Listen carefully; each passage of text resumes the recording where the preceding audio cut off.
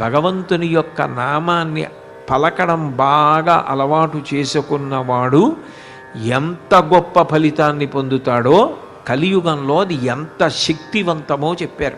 భగవన్నామం పలకడానికి శౌచదోషం లేదు. శౌచదోషం అంటే మీరు ఒక మంత్రజపం చేయాలనుకున్నారనుకోండి, స్నానం చేసి ఉండాలి, అంగన్యాసకరన్యాసాలు చేయాలి, ఒక చోట కూర్చోవాలి, కదలకుండా ఉండాలి, దానికి కొంత మనసుని నిలబెట్టాలి. దేనికన్నా చాలా కష్టం మనసుని నిలబెట్టడమే. కలియుగంలో అదే సాధ్యం కాదు. మనసుని నిలబెట్టాలి. మంత్రాధిష్టాన దేవతని భ్రూమధ్యమునందు ధ్యానం చేస్తూ మంత్రజపం చేయాలి. ఇవన్నీ ఎప్పుడు పడితే అప్పుడు చేయడం సాధ్యం కాదు. అట్లాగే మీరు ఒక పూజ చెయ్యాలంటే దానికి కొన్ని నియమాలు ఉంటాయి. ఆ నియమాలు పాటించి పూజ చెయ్యాలి. సరే, యజ్ఞయాగాదులు హోమాది క్రతువులకు నియమాలు మరీ ఎక్కువ ఉంటాయి. భగవన్నామమునకు మాత్రము ఏ నియమము శాస్త్రము విధించలేదు.